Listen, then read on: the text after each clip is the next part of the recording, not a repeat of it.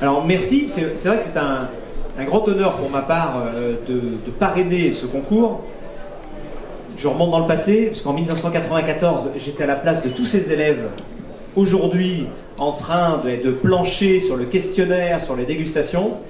Donc c'est une émotion vraiment très intense pour ma part. Le stress est complètement différent par rapport à l'époque où je faisais des compétitions, parce que là maintenant moi j'ai tourné la page et je laisse la place justement à tous ces jeunes.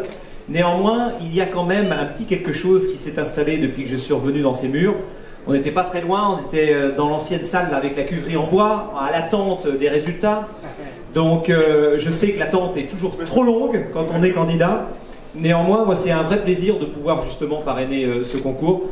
Pour la raison principale, c'est que j'aime beaucoup la transmission du savoir, j'aime beaucoup la transmission en fait de ce que nous connaissons dans notre métier de sommelier, et je vous rejoins, c'est un métier qu'il faut absolument pérenniser parce que nous en cherchons beaucoup.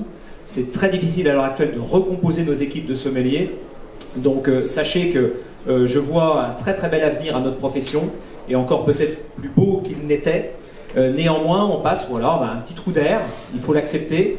Mais je pense que c'est grâce à ce type de concours que nos jeunes peuvent se former, peuvent grandir, peuvent commencer à construire leur carrière professionnelle. Et surtout, moi, le seul mot que j'aimerais leur dire, c'est ne baissez jamais les bras. J'en ai parlé cet après-midi, quand on réussit, tout va bien, parce qu'on est lauréat, on a des médailles, on est reconnu, soit. Mais il y a des concours, ça se passe moins bien. Mais je dis toujours, on met un genou à terre, mais on ne chute jamais. Donc une fois que ce genou à terre, il est, là, il faut pouvoir se relever, et chaque fois qu'on se relève, c'est pour un concours qui sera encore meilleur, et surtout encore plus, je dirais, formateur par rapport à notre profession et ce qu'on attend en fait des sommeliers. Donc ne baissez jamais les bras, soyez toujours, faites preuve de motivation, d'abnégation, de travail, parce que ça ne vient pas sans travail, ça c'est une certitude.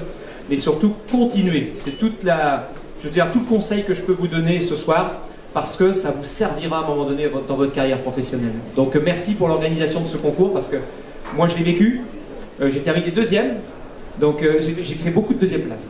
Oui, notamment au meilleur sommelier du monde, ce qui est un peu rageant, mais bon, oui. À l'Europe aussi. Beaucoup. Poulidor, mais absolument. Mais beaucoup se souviennent de Poulidor plutôt que des gagnants, donc à la rigueur, moi ça me va bien.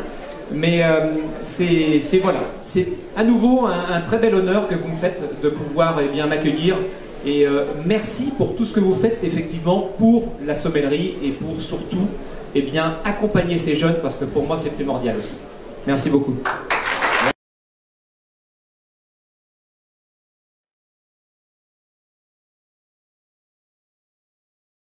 De Kopman du lycée hôtelier de l'Ermitage à Tain-l'Hermitage. Lia Gouault du lycée hôtelier de Gascogne à Talence.